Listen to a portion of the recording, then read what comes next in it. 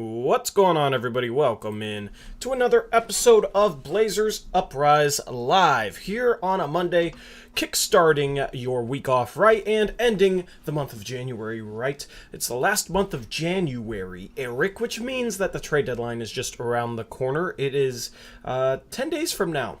10 days from now is the NBA trade deadline, Thursday of next week. So we're going to discuss some trade deadline stuff. We're going to discuss CJ McCollum and the New Orleans Pelicans.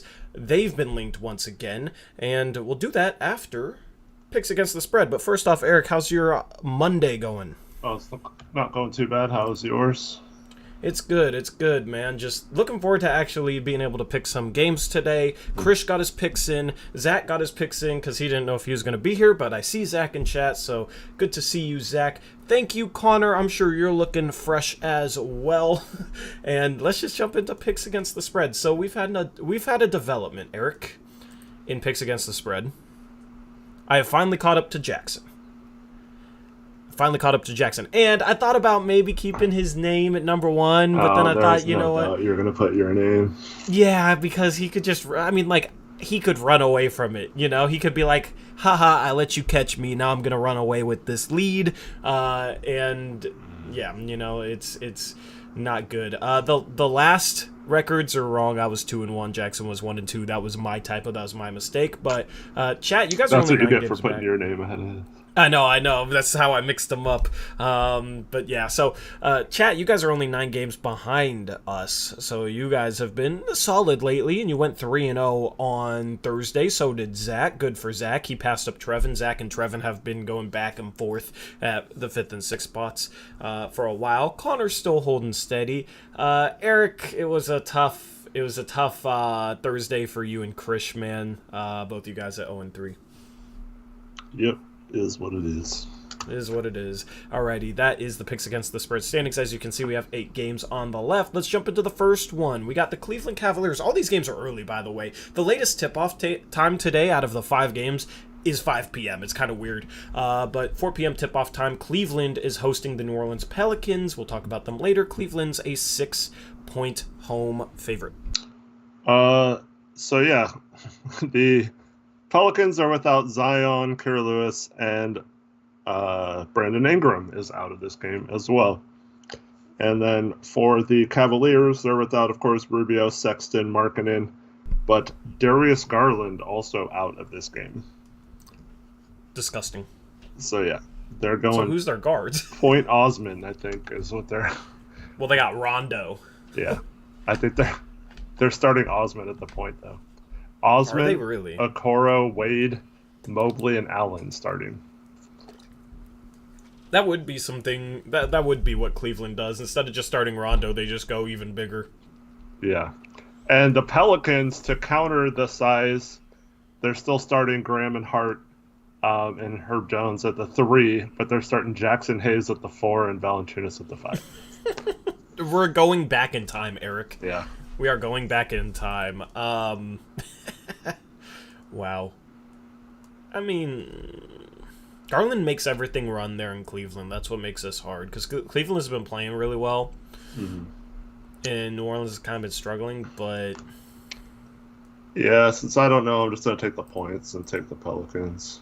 All right. I feel like Cleveland will still be at least able to get it done defensively, so I'm going to take the Cavs. Okay. Let me pull up Krish's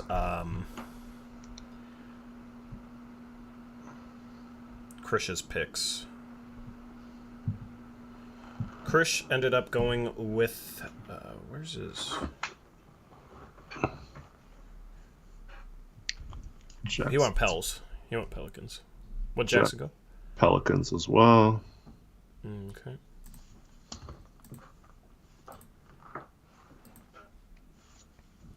Connor's going Pelicans. Trevin went Cavs.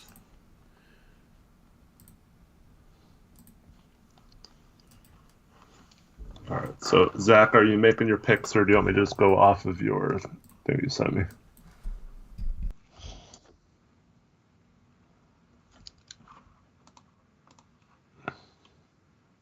I will end the chat poll. Chat, 61% Cavs. We have to do it percentage based today for the first time in seems like a while because we finally have more than 4 games.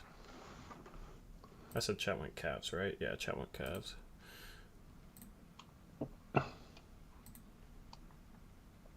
Zach went Pels. Zach went Pels. Okay, cool. All right, so me, Trev, and Chat went with the Cavaliers. Everybody else went Pelicans. Game number 2, you got the Indiana Pacers hosting the Los Angeles Clippers. And Eric, we have an even spread. All right. That is because Kawhi, Paul George, Zubac all out for the Clippers. For the Pacers, they're without Miles Turner, TJ McConnell, TJ Warren, Malcolm Brogdon, Domantas Sabonis, O'Shea Brissett, and Goga Bitadze. That was such a blur to me, and I was typing this out. Can you read? Miles Turner, Malcolm Brogdon, Sabonis, Goga, Brissett, Warren, McConnell, all out. So they have nobody. Yeah, well, they have like. Well, who do the Clippers have? Well, who are the Clippers missing? The Clippers are missing Kawhi, PG, and Zubac. They have everyone else. But okay, the Clippers are on a back-to-back. But yeah, I'm going to take the Clippers. The Pacers have played surprisingly solid when they've had some trash lineups out there. So this is tough. Chris went Clippers as well. Chris, Connor, Zach, all Clippers. By the way, next week, not this week. This week it will still be Monday, Thursday for Blazers Uprise Live, but next week it'll be Monday, Wednesday. Because we have the trade deadline on Thursday. Should have said that in the intro. Connor going Clippers, Zach going Clippers. Okay, cool. This is a tough one. I never know how much stock to put in like a team missing a bunch of guys but then playing well for a couple games, like because it could be an outlier. Yeah. I mean, but the Pacers have struggled the past couple of games, haven't they? Jackson and Trevin both went Clippers as well. Yeah, I'm going Clippers as well. You don't want to be different? I'm very different. I'm the definition of different. Chat's going Clippers, 62%. So we get an even spread, and everybody thinks the Clippers will win. Alrighty.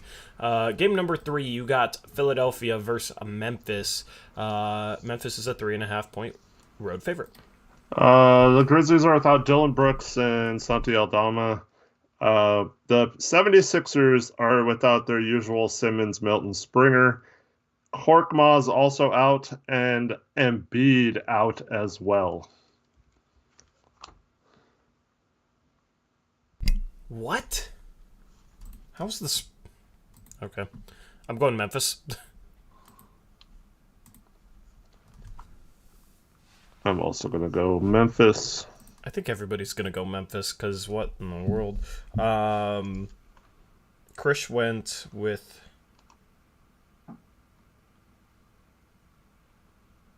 the Grizzlies as well. Krish won't even type out like the full team name, so it's like hard to find it. I'm like looking for Grizzlies or 76ers and it's Grizz. Hyperprime, it's all good. We just don't like promoting fake trades on this platform, so yeah. We'd like to avoid those, not try and give those people the light of day to when they pretend they're shams and post a fake trade and stuff. Yeah, that's one of your pet peeves, isn't it? Yeah. Yeah. Grizzlies for. I almost just said Grizzlies for Jakob. Why would Simmons be playing when I just said they're without their usual Simmons, Milton, Springer? Thank you, Jackson. Appreciate it. Is this going to be another sweep? Connor went Grizzlies. I think this is going to be another sweep. And honestly, I can't blame it. Trevin went Grizzlies, yeah. This is a really surprisingly low spread. Chat, 76% Grizzlies. All right, game number 4. You got Boston hosting Miami. Boston's a 6.5-point favorite. Give me just a second. I'm still getting caught up on who I missed. Connor and... Yeah, everybody went Grizzlies. I'm missing someone, though. Krish. All right, so this game has the Celtics relatively healthy. Only Bol and PJ Dozier, who we all know are out for the season of this one. The Heat are without. Get ready for this, so I don't have people in chat telling me, "Oh, Simmons is playing," when I just said he wasn't. No one important. The Heat are without Jimmy Butler, Kyle Lowry, PJ Tucker, KZ Okpala, Markieff Morris, Victor Oladipo, and Omer Yurtseven. Yes, I did.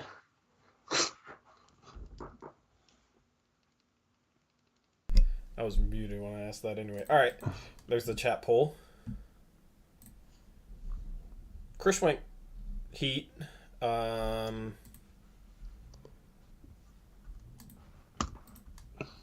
I am gonna go Celtics. What a weird slate of games already. 6.5.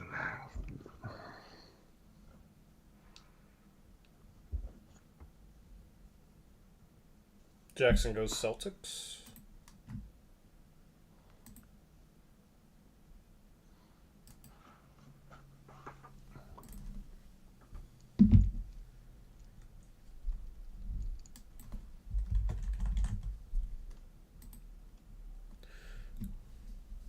Connor goes message retracted.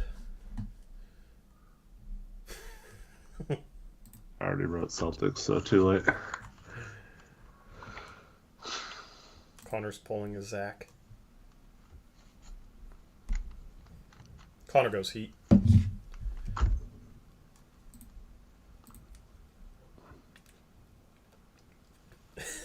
Trevin goes Heat. Zach Celtics. Eric, what are you going with? I'm going Celtics. Alright, chat's also going Celtics. Bang bang. Alright. Connor, Trev, and Krish going Heat. Everybody else going Celtics. Game number 5. The Knicks are hosting the Kings, and they're 7-point home favorites. So the Knicks are without Derrick Rose. It looks like they're relatively healthy otherwise. The Kings are without Marvin Bagley, Terrence Davis, and Fox is also out.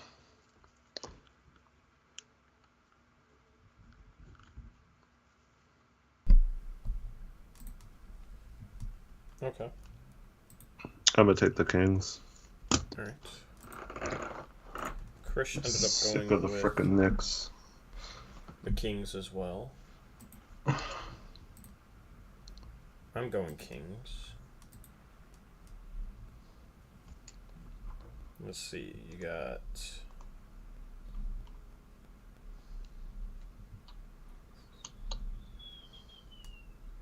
50-50 votes so far in chat.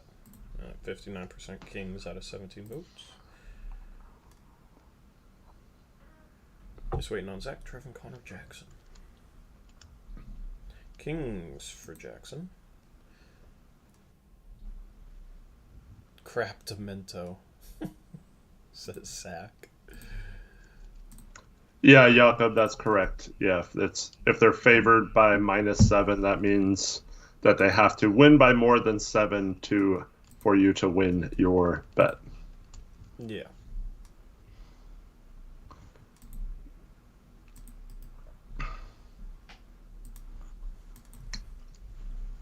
I appreciate you asking, though, without just sitting there wondering.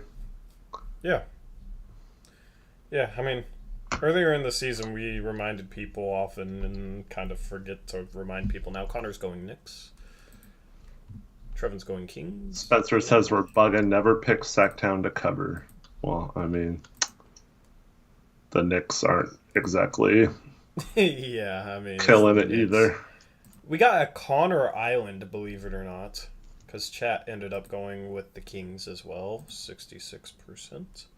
So, Connor Island, congrats, Connor. Let's see if you double down on it. Game number 6, you got the Hawks and you got the Raptors, and the Raptors are only a 1-point road favorite. And they are a favorite because they only have Dragic and Birch out of this game. And the Hawks are without Trae Young. Hawks have won 7 games in a row coming into this one as well. Mm-hmm. But no Trae Young. Yeah. Is this the first game he's missed, or? Yeah, he played last night, I believe. Okay. Trevin goes Raptors. You don't have to double down on your island, Connor, but, you know, if you want to be bold, it's not a bad move. Trevin, Raptors. We got Krish going with the Hawks. We got I'm going to take the Raptors. Eric going Raptors. This is a tough one still because the Hawks have been playing well. Is DeAndre Hunter playing? He was probable last I saw, so. Has he played since that injury? Yeah, he's played the last few games. Oh, I didn't notice he was back. They are on a back-to-back, though. Yeah. Connor going Raptors, Jackson going Raptors.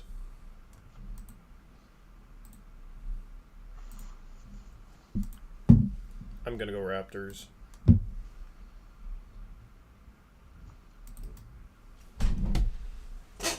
Just waiting on Zach.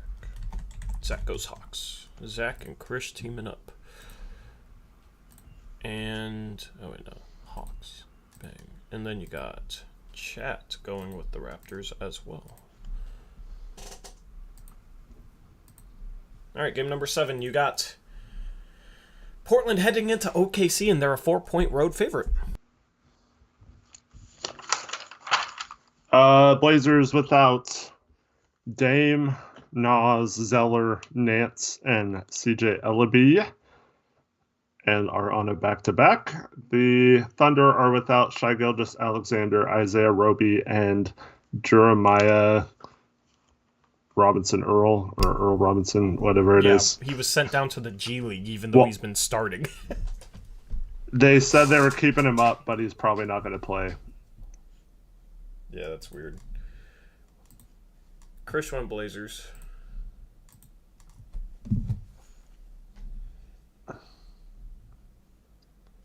So you got the Ant CJ Norm show. Trevin going Blazers. I'm going to go Blazers.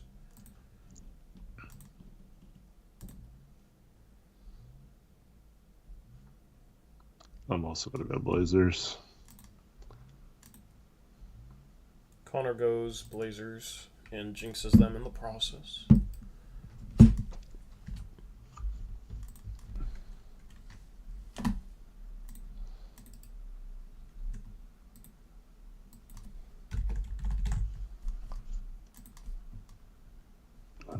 Ouch, Zach.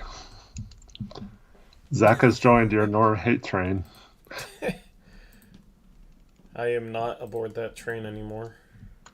Spencer, that last we heard, he was close to returning, but had an indefinite return timetable. So whatever that means. Chat, you guys really want this to be your double down? You want to double down on the Blazers, huh? Risky, but 82% of the vote, Eric. Ethan Pettit, I hope that was a typo, because that's not cool.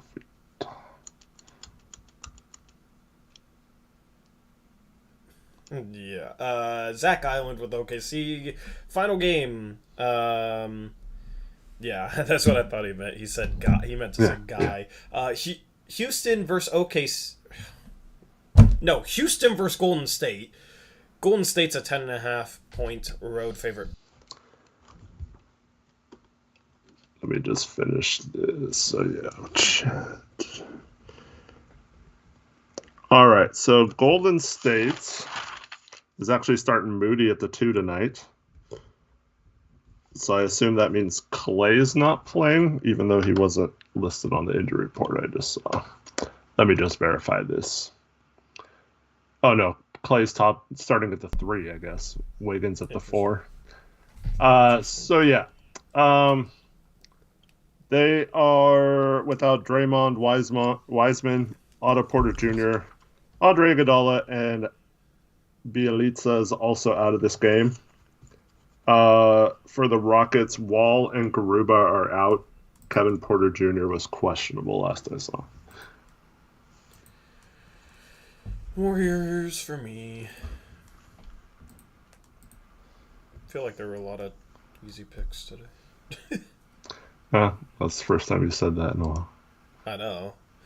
But I also said, like, I feel like when there's more games, it feels easier for some reason. And that has held true today.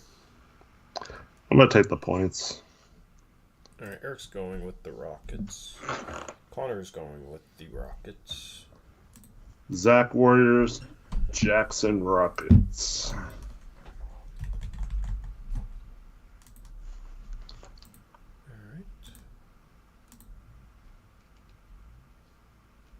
Trevin Warriors. The meme would be your island, not for the Rockets. Though. Chris went Rockets.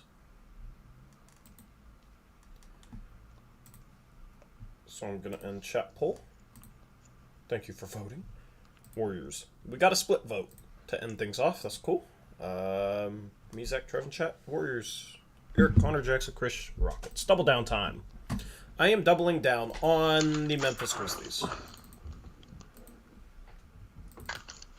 Thank you for doing it right away. I got you. It was Chris.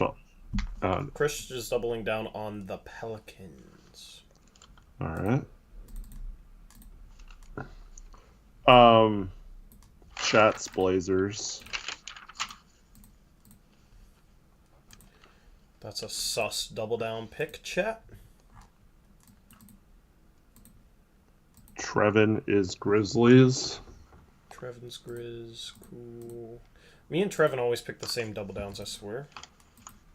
Jackson's doubling down on the Clippers. Solid. Zach was going to do Grizzlies, but he switched to the Thunder to jinx it. Wait, don't you want the Blazers to lose? I thought you were full tank guys. Yeah, I thought this was #tank season, Zach.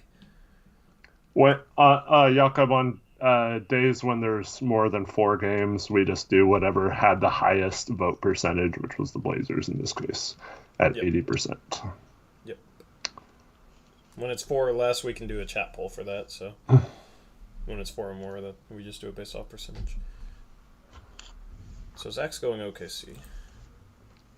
Yeah, Fly Guy, we do this every Monday and Thursday, except for the next couple weeks might be Wednesday instead of Thursday because of the trade deadline and the All-Star break. But yeah, for the most part, it's Monday, Thursday. It doesn't necessarily line up with Blazer game days, just if it happens to be a game day. I wonder if this is, I mean, it's always weird when like people watch our main channel all the time and then like they tune in to this channel for the first time. Or like don't really know what we're doing over here. This is like our secret little spot, Eric. Christian. 1, 2, 3. Waiting on Connor, waiting on Eric. I'm missing someone's vote. Oh, he said Knicks for the culture. Okay. Connor did Knicks. Yeah, Connor did Knicks. Alright, I am going to take... Man. Seems like such a cop-out, but I'm going to take the Grizzlies with you guys. Why does that feel like a cop-out? I don't know, I just... Yeah. That was like the easiest double... That was like the easiest pick of the year, in my opinion. Yeah. Which means it's not going to work out, but that was that's what I mean. Like, I've been picking my double downs, and I felt like they were too good to be true, but they haven't been, you know? Yeah. I mean, but like without Embiid, only 3.5, and Memphis still playing really well. Yeah, that was really surprised that spread was that low. Anyway, that is picks against the spread. One last look at the standings as we head into today's slate of games. Good luck to everybody. We'll see where this first place tie goes. We'll see if you guys can gain any ground chat. All these games are early, so by the end of the stream, we might have a feel of, how things are shaping up. Anyway.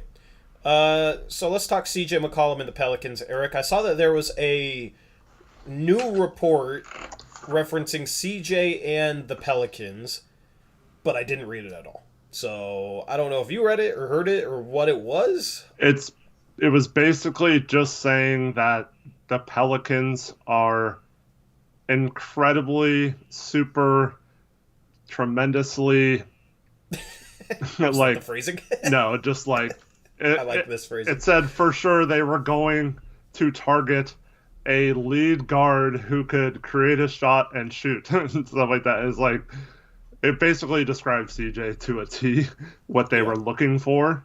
Yeah. And that they would most likely overpay to do so. Yeah. So CJ has been linked to them before, and he continues to be linked to them. That basically said that David Griffin was fighting for his job. Not only that, but fighting for some sort of reason to give fans and players like Zion hope that this team would actually have a future in the next couple of years to build around him and Ingram, and that they were going to go for trying to be a winning team and then hopefully get back Zion at some point. But yeah, it seems like it's almost destined or too good to be true at this point, which leads me to believe that if I'm Cronin, I don't want to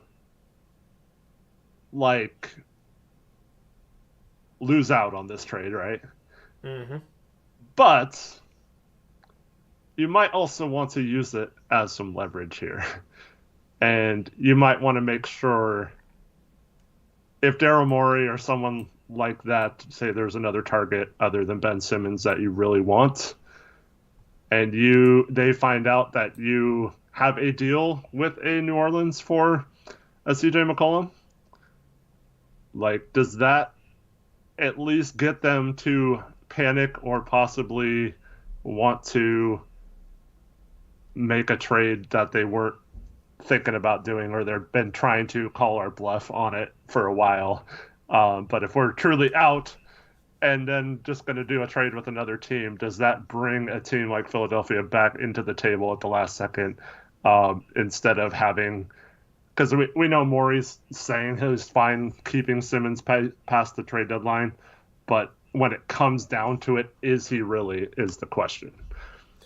Yeah, and I mean, Morey's going after James Harden, that's no secret, and it'd probably have to be a sign and trade, and it would be Simmons for Harden or whatever, but I don't understand why Morey wouldn't maybe get back CJ and a pick or two, because he could trade CJ for Harden in the offseason in that sign and trade, right? Yeah. And he gets somebody that helps him the rest of the season. So I've never really understood the angle, because it's not like if James Harden wants to go to the 76ers, it's not like Daryl Morey has any... Or it's not like Brooklyn has any leverage where it's like, oh, well, since it's only CJ McCollum, we're just not even going to take him back, because at that point, they just want anything back for James Harden if he's leaving in free agency. So they would absolutely take CJ McCollum, and CJ McCollum would basically replace the James Harden role a little bit, and kind of be their third guy there in Brooklyn. And honestly, would maybe make as much sense as Ben Simmons, simply because he can play off guys like Kyrie and KD. So I don't really understand the logic for Daryl Morey in Philadelphia to hold on Ben Simmons because they want to sign and trade for James Harden this summer, because they can get back somebody that will help them the rest of this year and a couple maybe additional assets, and it's not a situation where they have to trade somebody with as high of the value as Ben Simmons in order to sign and trade for James Harden in the offseason. Mm-hmm. And a couple of people in chat must not have heard me. The Pelicans want CJ to put alongside Ingram and Zion. they do not want to include either of those for CJ. So it's not going to be CJ for Ingram. So yeah, that's out. And from everything I've heard, Herb Jones is also untouchable. Now, if they get desperate enough to do a trade and include Herb Jones, you take it immediately and you run with it, right? But I'd be surprised if he's included in the trade. So with New Orleans, to get to CJ's contract, they could take Norm much easier. So like I guess if we traded CJ elsewhere, maybe they'd still be interested in Norm. But the basic premise of the trade is Josh Hart would have to be involved, most likely. And then Thomas Satoransky's $10 million expiring contract just for filler. And then they need one more small contract, whether that be Trey Murphy or Jackson Hayes or something just to make it match CJ in a trade. So the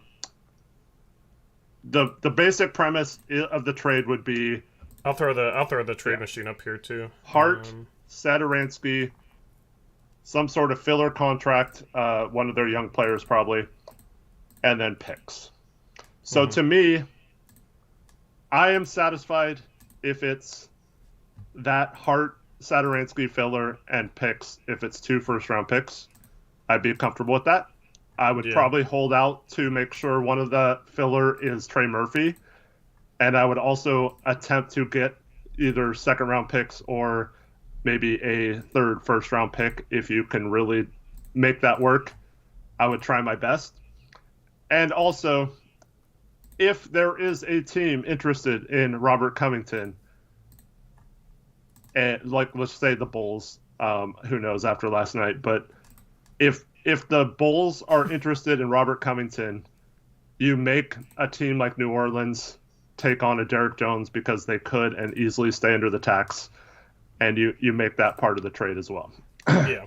So that would be my parameters. At least 2 first-round picks, and at least take Derrick Jones so we can get a first from Rocco. Outside of that, it gets even better the more. So if Murphy's part of the filler, even better. If we get another pick, even better. So, but that's the bare minimum I would accept from them. 2 first and Hart and filler. Yep. So let me just illustrate that trade, and if we could get like a second from the Pelicans, that might help we might be able to swing that to the Bulls just as sweetener to maybe make them take this sort of deal. So yeah, you're looking at something like we don't want them. Beerus, we are getting picks, but we cannot. There's not a single team outside of the Oklahoma City Thunder who do not want CJ and are not going to give us picks for CJ that can take CJ straight up without giving us anything back.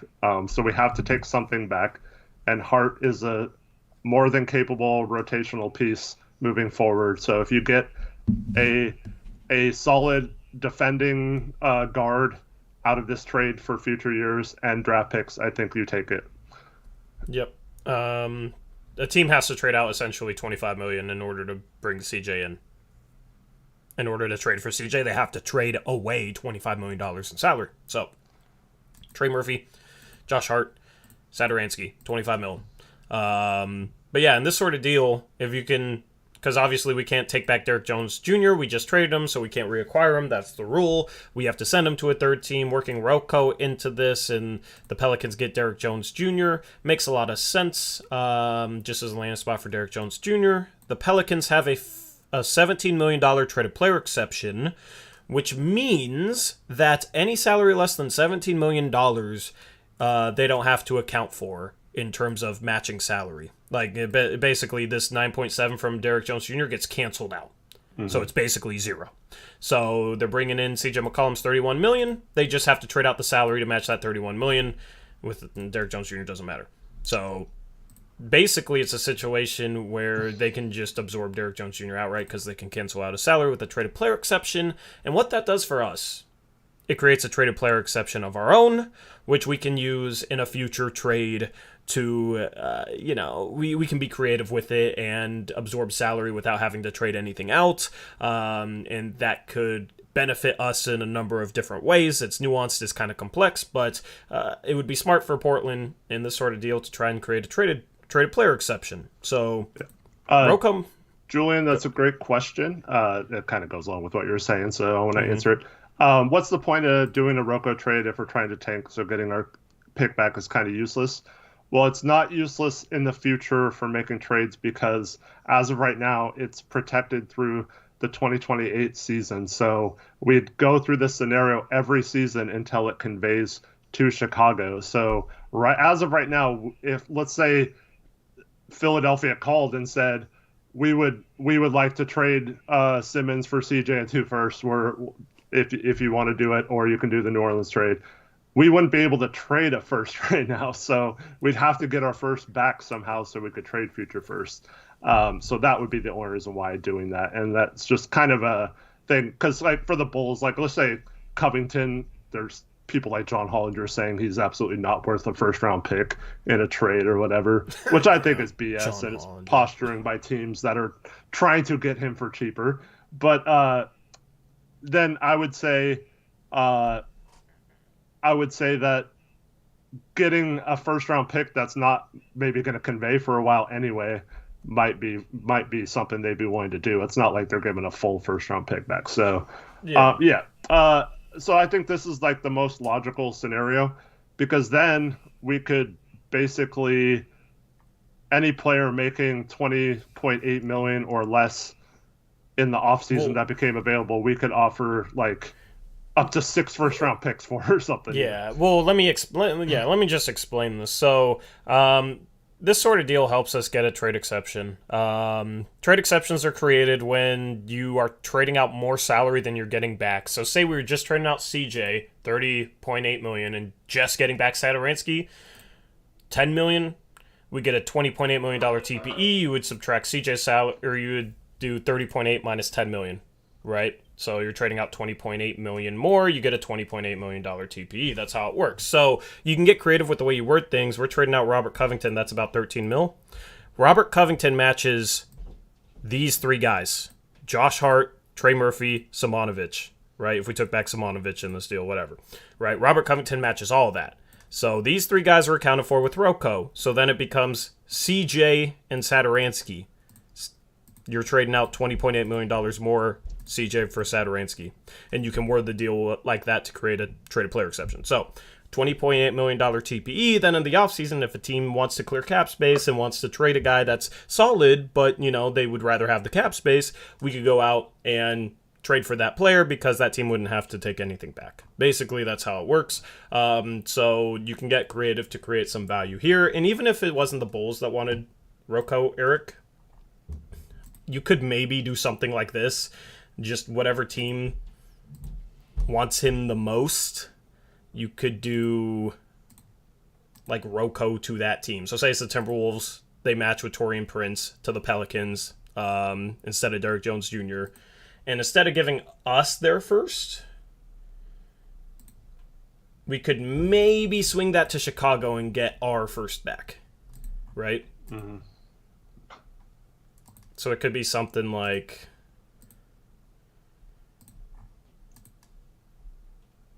Oh, it's not updating. It could be something like that, right?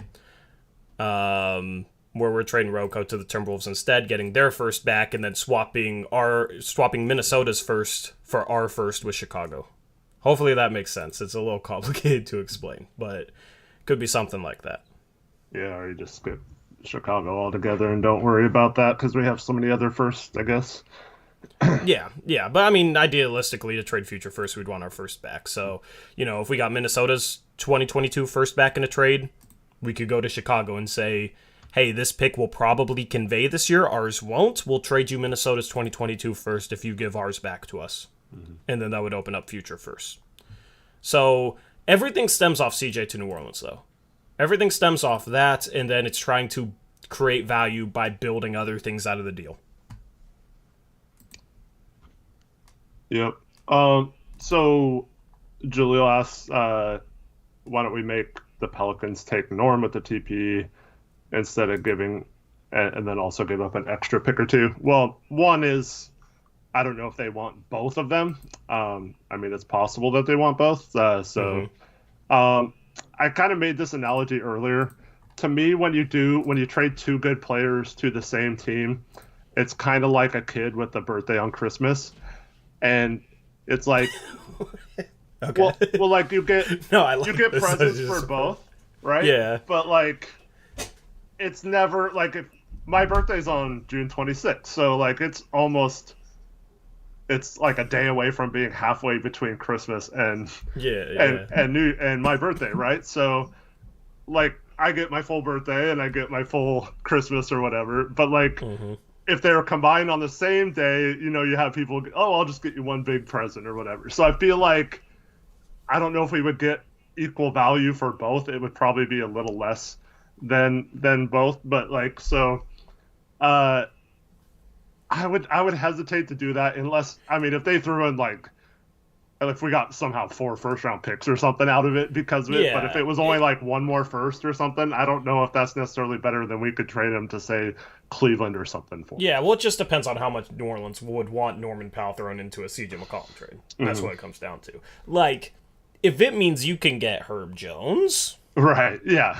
Then, if stuff like that comes into play, absolutely, yeah. Like, if they really want CJ and Cronin is playing his cards right and being like, yeah, I'm intrigued by Hart, Satoransky, Murphy, and 2 firsts, but I want Herb Jones in the deal. Would you take Norman Powell? Then maybe that's a situation where New Orleans is desperate and they feel like, oh, well, starting lineup of CJ McCollum, Norman Powell, Brandon Ingram, Zion Williamson, Jonas Valanciunas, that looks really, really good on paper. And then you still have Devontae Graham off the bench as your third guard.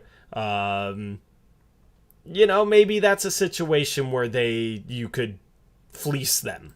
Because that's what that would be, is a fleecing. If they pulled off something like this, it would be an absolute fleecing. But yeah, I mean, I'd love that.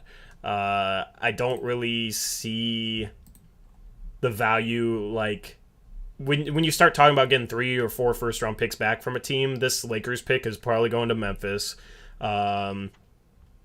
You're starting to talk about, like, getting 2025 first-round picks because that's what they have left. And I would like picks a little bit sooner. I think they'll be a little bit easier to trade. So that's why it might make sense to just trade Norman Powell to a different team than New Orleans. But if they really want him, I mean, if we're trading them both Norm and CJ, I'm asking for Herb Jones. That's what it comes down to, in my opinion. Mm-hmm. But I would love this. I'd take this as a run. Yeah. Because Herb Jones is exactly what we need. I did a whole video on him. Some people didn't like that idea because they had never heard of Herb Jones, Eric.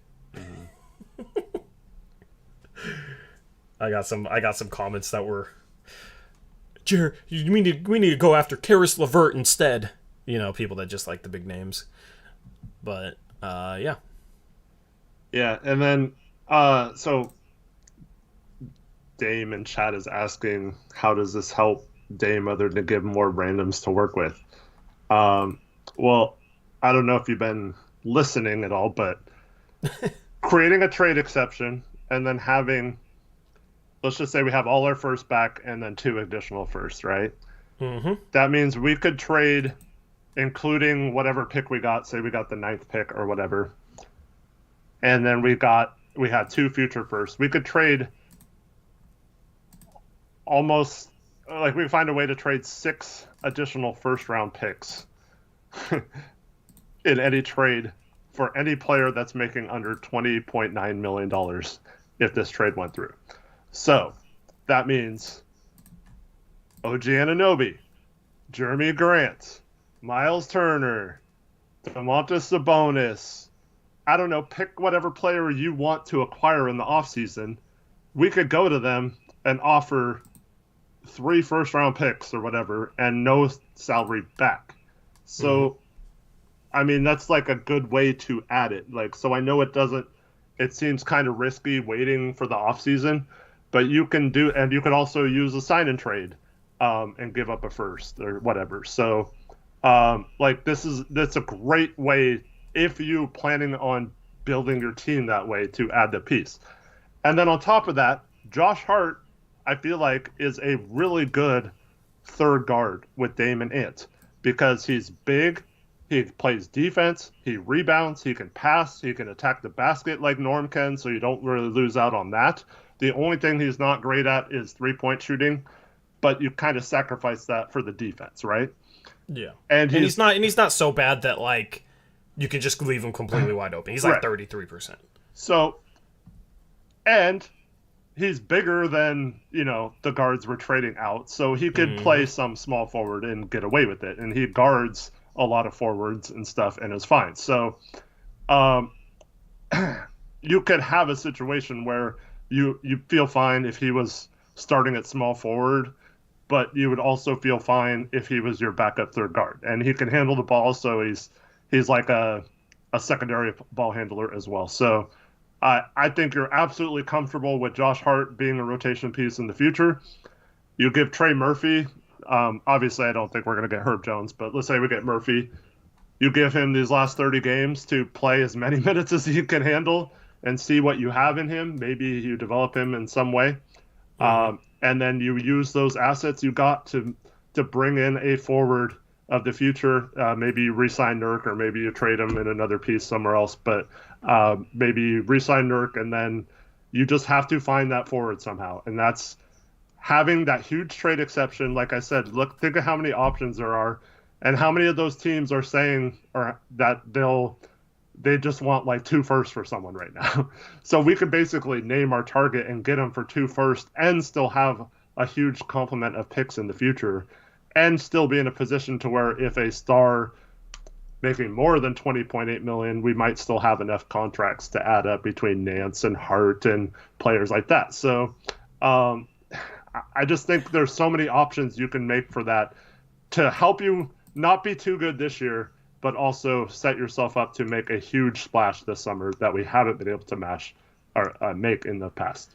Yeah, the problem is people just look at this trade and be like, oh, none of these guys are as good as CJ, and what can picks do, like they're not players, right? So how does this trade help them? That's kind of how they look at it, but you're getting a couple good role players that fit in, and then you're getting the assets, you're accumulating the assets to go and make a splash move for somebody better than CJ or similar to CJ, just at a better position and a better fit on the team. So you're turning CJ into a couple role players and another CJ caliber player at least. That's basically the plan with this, essentially. So sure, but he was being sarcastic.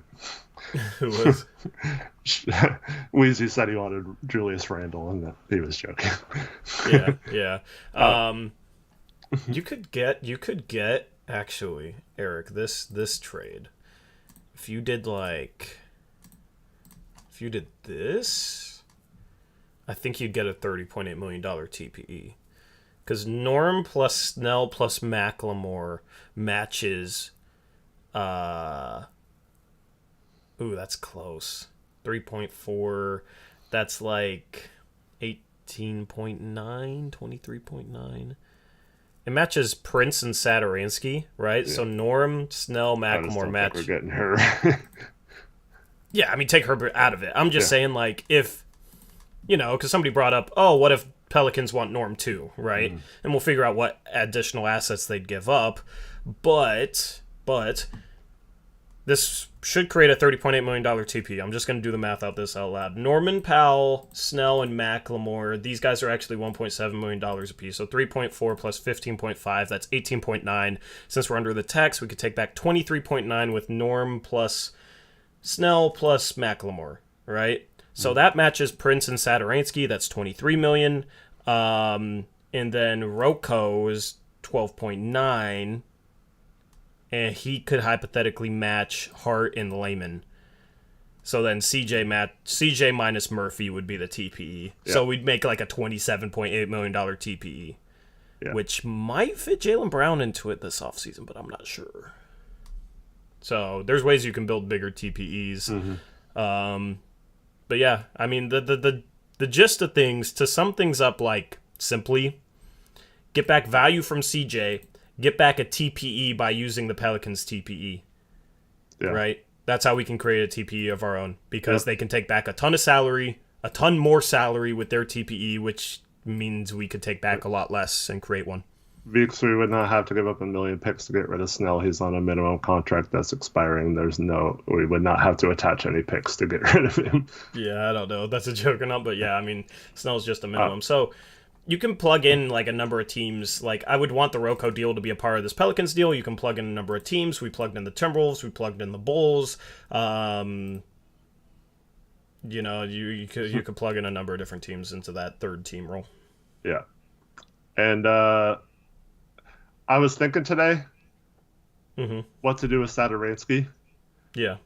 And I was thinking, you know, Ingles unfortunately got hurt last night, is out for the year, probably out for part of next year as well. He had ACL, or he's going to have ACL surgery within the next 2 weeks. Sadaransky is kind of a poor man's Ingles. Except he's been EuroLeague caliber this year. Would they give up maybe a second to just get a player that could play this year for Ingles' contract if they can't find like a bigger trade to go for? Maybe. And then instead of you, it doesn't matter to us because it's an expiring deal either way. But then we pick up a second or something, and like I'm just trying to accumulate as many assets as possible. Yeah. Or you call OKC and you trade Sadaransky for Favors because Favors has an extra year on his contract, and then you try to somehow get like a Kenrich Williams out of it. Whether we have to include picks or not, as we probably would. But you try to... I mean, Kenrich Williams would be a solid rotational forward for next year. He's under contract for $2 million. It would kind of suck to take on Favors, but you know, something like that. Yeah, and I mean, if they get 2 seconds, they're looking for a first-round pick for Kenrich Williams, who's really, really underrated now. Yeah, been phenomenal defensively. He shot the ball well. Yeah, he's been really good. So, yeah, if you took on Favors, where's Favors? Did I already trade him? Yeah, I already traded him. So like something. What's up, like, Randall Pink Floyd? What's up? Something like this. Something like this would be intriguing. Yeah, if we got an extra second out of there, yeah. Yeah, then, you know, they get 2 seconds and then expiring, they get off Favors contract, and I mean, then we're talking. We'd still create the TPE, right? So we could still get that quality starting forward, whether that's OG or Jeremy Grant or whoever. But then we have a bench that already has Hart, Kenrich Williams, Larry Nance. Like that's really already pretty much an 8-man rotation with good defenders. We have multiple different versatile players that can shoot or can pass or can play defense, all that kind of stuff. So, yeah, and then, like I said, Kenrich's lined up for $2 million. And then we also pick up Favors as a $9.7 million expiring that we can add to a trade or to get someone using our picks as an expiring contract. So that's the kind of trade I think sets up a lot of versatility for us too. And I would just love to get as many quality rotation players out of this for next year as possible, and then worry about that star player next year. Yep. Would we give a first for Kenrich? I don't know if I'd go that far. Yeah, I probably would if we got, let's say we traded Norm for a first and another trade too, and like we had a bunch of extra first. I would probably trade that Milwaukee 2024 first for him. Yeah, it depends on the first. Yeah, but like, if we're taking Favors though, I'm probably not giving up a first if we have to take on a bad contract too.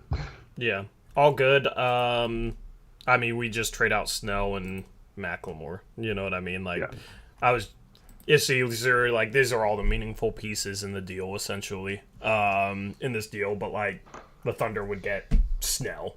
Yeah. And then the Pelicans would get, like, Macklemore. Yeah. Right?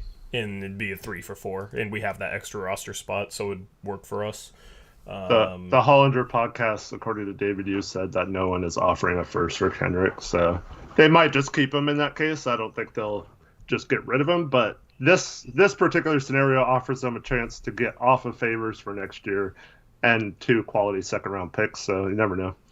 Yeah, yeah. So, I mean, there's a lot of interesting 3-team trades with the Pelicans. Like, I would bet if we trade CJ to the Pelicans that it will be a 3-team trade or a 4-team trade over a 2-team trade. And that might be the holdup right now on it. Yeah, that's what I would assume. So it's either that or, like I said, they're trying to leverage New Orleans into getting a star that they really want. But yeah, I just wish Rubio's contract fit into their TPE. It would make things so simple, like, because Rubio for Norm makes a ton of sense. You know what I mean? And then we create the TPE, yada yada. Like, yeah, I mean, as nice as it would be to have a bigger TPE, I mean, Jaylen Brown is one of the only people that it fits, because Simmons, Siakam all make more than $30 million. So yeah, but it's like if you use it for Grant, then you still have a $10 million TPE left over. Yeah, I'm just saying, like, I wouldn't. If you can't make it work, I don't think that's like the worst thing in the world, because there's plenty of targets that are making $20 million or less that we could go. Yeah. I mean, you just gotta try and make the most value out of it as possible. I mean, that's what good GMs do. But yeah, I mean, you can plug in a number of different teams into said package. There's a lot of intriguing things that could work. Based around, I mean, back to the core of the trade, it's Hart, Satoransky, a filler contract, probably Trey Murphy, and then picks for CJ. But you can build a lot of value off of that deal.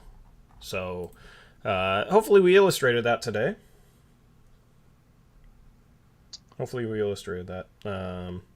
Anyway, anything else, Eric? No. We got a game tipping off very soon. Yeah, I just really hope that's the case. And then do want to mention that Nas, they did decide to have surgery on his shoulder. It's going to be performed by that famous surgeon, Dr. Andrews. So hopefully that is good and that he's ready to go next year. But he has officially been announced as out for the season. And then Dr. Mark Andrews, and then the tight end? No, is like the famous surgeon that used to do all the surgeries in this case.